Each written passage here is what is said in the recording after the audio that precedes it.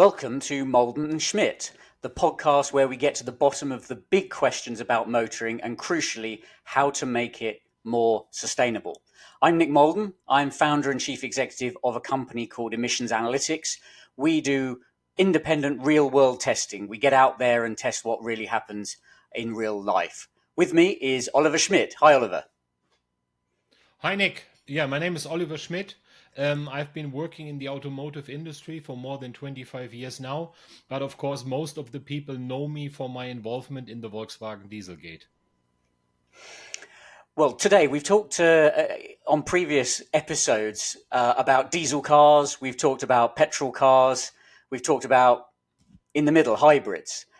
Today, what I thought we'd talk about is, well, is there a different way to reduce emissions and decarbonize vehicles? A way that's different from the traditional change of fuels or change in engines to electric powertrain. So we're going to talk about alternative fuels. Alternative fuels is a very broad term. That's part of the problem of it. It seems to encompass, to me, at least three different types of fuel. You've got what would be called biofuels, which are generally from plants. You've got waste-based fuels like HVO, but you've also got synthetic fuels. This concept that's put out there as potentially miraculous, carbon-free, but hydrocarbons. And all of these offer the potential of we don't have to change the engine in our vehicles. We can just stick a different fuel in it. What do you think? Do you think this is the answer, or do you think this is all a blind alley? Neither of your suggestions. No, I think first we need really, like you already did, we need to differentiate and tell people what's the difference in those fuels. So we have the biofuels that are really coming, that are plant based, and there we always run into a tank versus food discussion. So I don't see this as really as a viable alternative. And from the past, especially in biodiesel, we had really bad experiences because of the chains of the hydrocarbons are so long that these fuels start clogging your injectors and everything. So I would leave those out as a really viable alternative. Now, if we go to a petrol substitute out of plants, that would be ethanol. We know that as ethanol is being pushed by the European Union in America. So by now we have E10 fuel everywhere here in Germany. I don't know about the UK, but I assume it's the same. And it's always the cheapest. In the US, they even go up to E22. In Brazil, they have E25 and E100 as an alternative, but all this is plant-based fuel. So this we always run into the discussion: where is this fuel coming from? Shouldn't we harvest on this area? Shouldn't we harvest something more valuable there than something that we put in our tank? So this is the discussion with biofuels. So I would say biofuels is not the alternative. And we know from ethanol doesn't have that energy content that petrol has, that synthetic fuels have.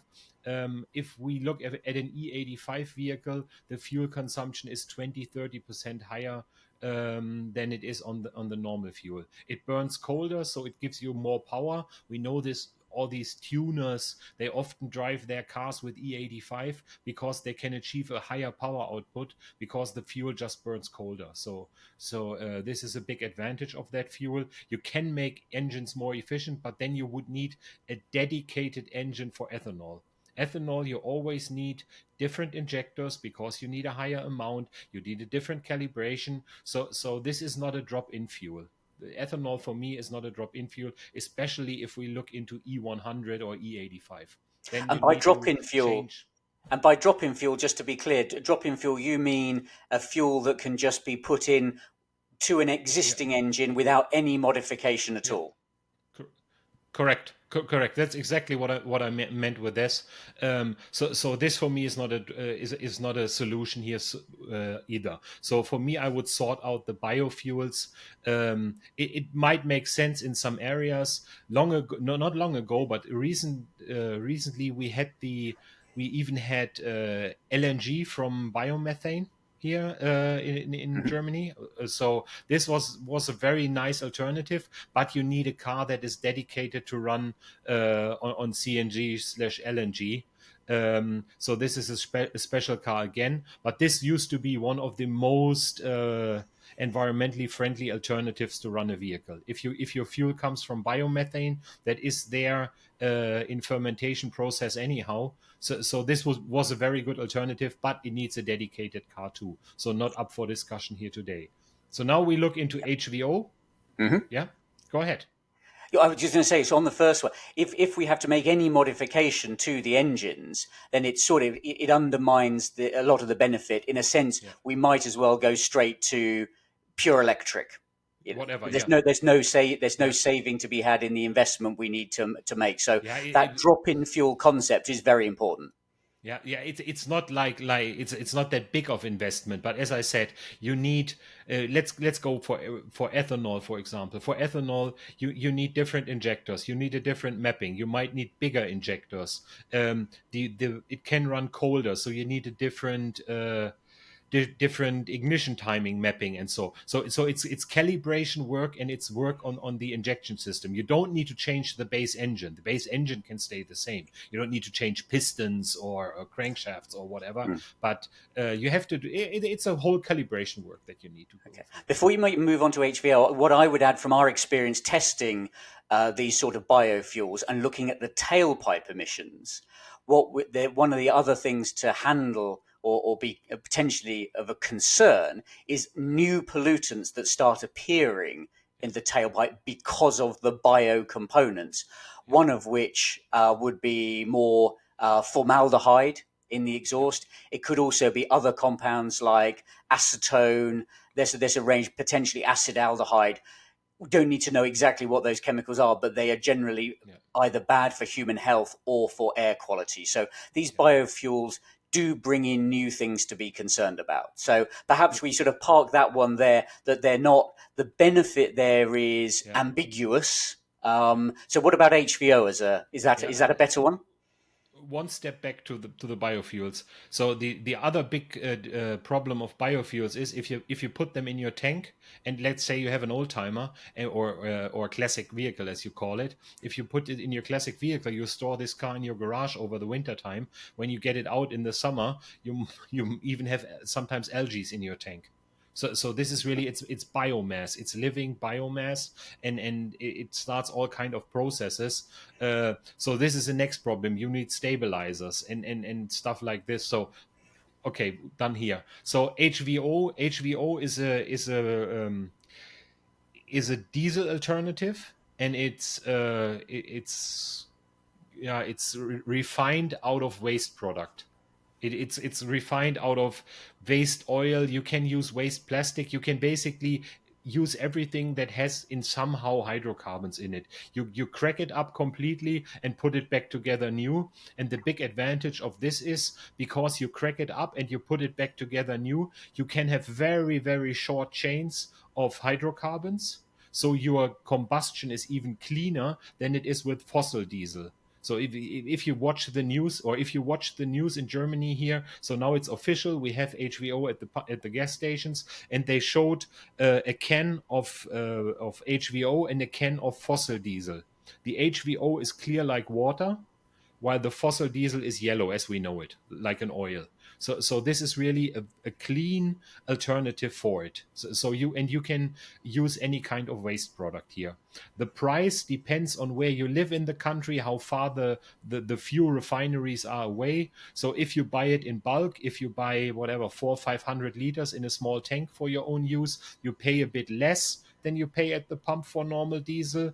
If you go to a dedicated station, you might pay 10 cent more than it costs for normal diesel. So that's HVO. And HVO is really a drop-in alternative. You don't need to change anything on your engine. You don't need to change any hoses. Like on biodiesel, sometimes the bio component dissolve the rubber in your hoses, and your car starts dripping fuel. This does not happen with HVO. So what's the catch? That sounds great. Why don't we do that? Yeah, the catch is the availability.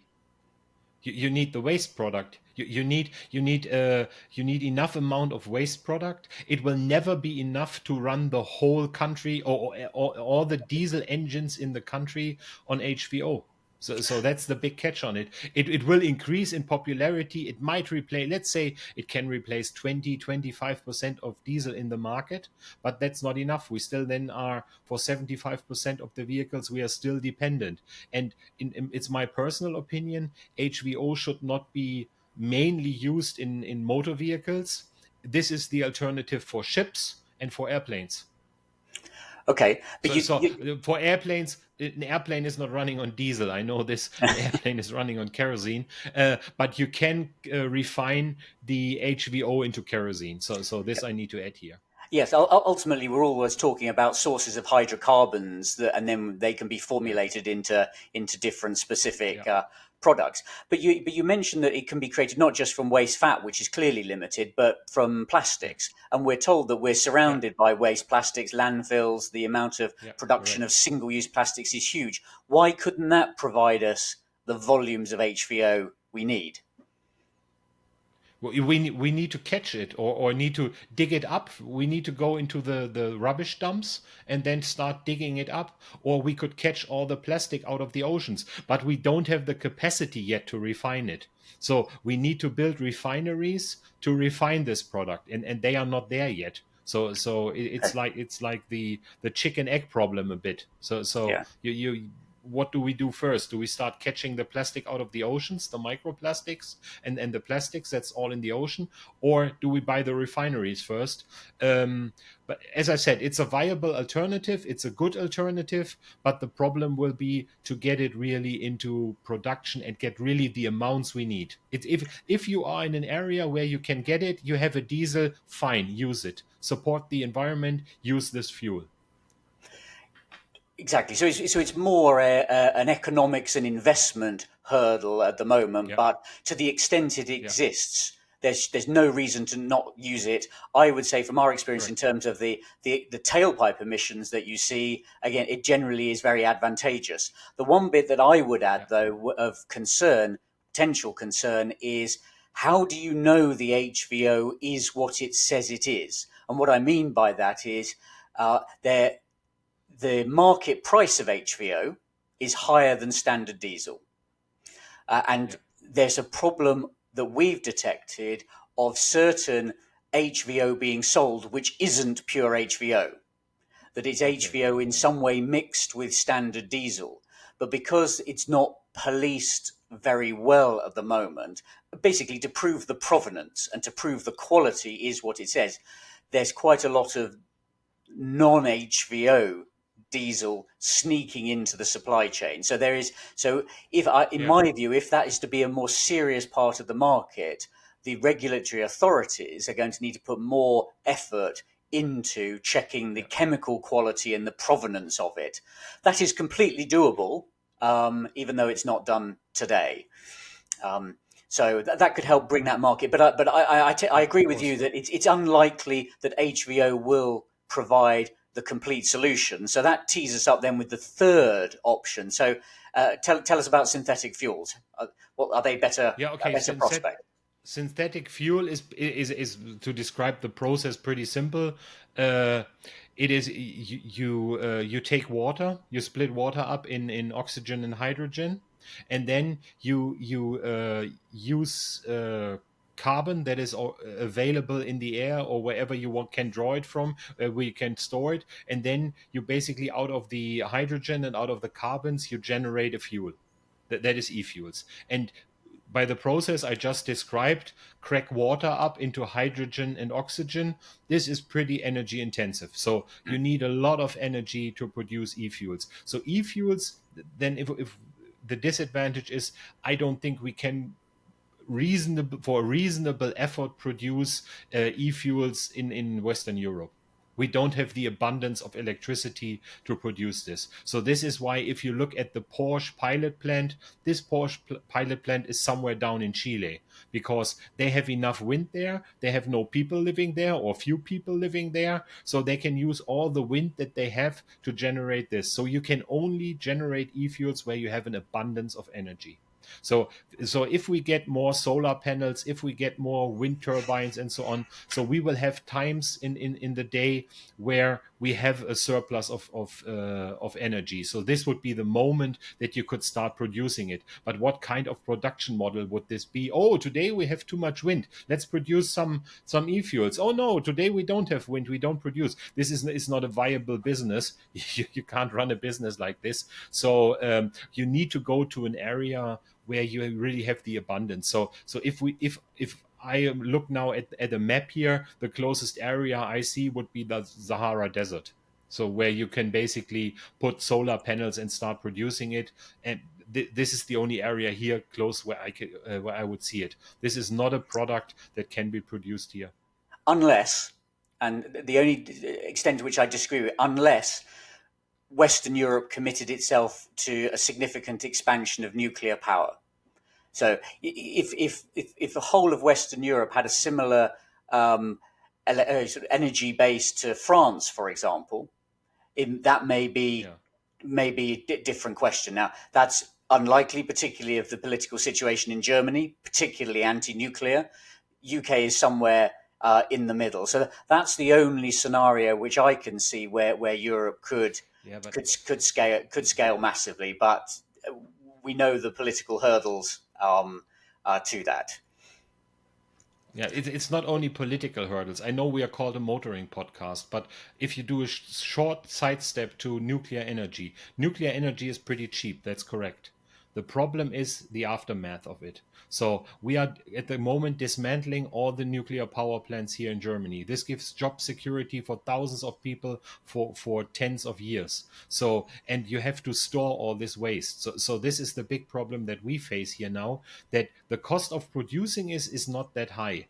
The cost of dismantling the power plants after you don't use them anymore, and the dismantling of the nuclear waste is the big problem. If you go on the internet, you can find, for Germany calculated, you can find the price of a kilowatt hour of electric power. And when you take all these costs into consideration, the kilowatt hour of nuclear power, if you take in all the disposal cost, is more than 40 cents per kilowatt hour. So this would be a very expensive fuel if you would build nuclear power plants to generate it. Well, and the other major hurdle is the upfront capital cost of building these things Yeah, and the availability of capital. yeah, That's why so many, certainly building the UK plants, there's been the temptation of taking Chinese capital to help fund the construction. That's a big financial hurdle. So I think yeah, we can settle that that's not going to be a likely prospect. So synthetic fuels may well emerge from other regions where there's a yeah, surplus of renewable yeah, energy. But other than that, that's going to pace the economics. At the moment, I think the yeah. price of a litre of synthetic gasoline is somewhere between 5 and 9 times more It's than a fossil no, fuel it's based one. So there's a long way to go in terms of price uh, coming down. I don't know. Just shortly before we started recording this podcast, I talked to a friend here in Germany. He is some kind of a vintage car fanatic, but he's also big into e-fuels. So he's doing one of these classic car rallies soon with a synthetic fuel in his old Jaguar, and he bought it for 350 a liter. So, Okay, so but it's three still times. double. Yeah. Yeah, double. Okay. Well, The liter that is, itself is progress in what is a yeah, relatively yeah, yeah, short space of time. I suppose there's the demand is still relatively limited because of the awareness yeah. of it. So there's a supply And the demand balance. availability, and Yeah. you have to jump through so many hoops to get it. You need to know somebody that is in this program, in whatever Shell Motorsports or Nord Oil or whatever, and you need to know somebody to get this fuel. But the big advantage, as I just mentioned, he is just putting this into his vintage Jaguar, and he doesn't need to change anything on the Jaguar. So it's not like ethanol, like we had on the HVO. The HVO is a drop in fuel, like the e-fuels. This is a drop in fuel as a petrol substitute. Yeah. Okay, right. I think we've covered three areas. I'm going to attempt to summarise this, and then I think we'll leave it there for today because this, as you can, everyone can imagine, this is a very complicated topic. But essentially, Yeah, we've got three sorts of alternative fuels. We've got the yeah, biofuels, which are more readily available, but require you to make some modification to your engine. So that's a real downside to it. You've got the waste-based ones, which are a pure drop-in fuel, no change to your engine, but there are supply capacity limitations because of the feedstocks. Then you've got synthetic fuel, which appears like the dream scenario, but you come up against, they only work and they only decarbonize if you're able to do it from electrolyzing water and sequestering CO2, which is very energy intensive. So you've got an economics problem. Even though the prices might be coming down, it's still a long way to go to make that a mass market proposition. So I guess for policymakers, that then leads to, should we just allow all of these to chip in a bit towards contributing to the solution? So breed a marketplace of you can buy all of these and let them all do their part in getting us towards decarbonisation, or should we go for the prevailing attitude, which is throw out the internal combustion engine and let's go to completely battery electric powertrain? So I say that not to answer that question right now, but teeing up perhaps something we will tackle another time. So I think we'll leave it there for today. Oliver, thank you very much indeed for your wise contributions, and we'll talk next time. Thank you very much to everyone for listening, and goodbye. Thank you. Thank you.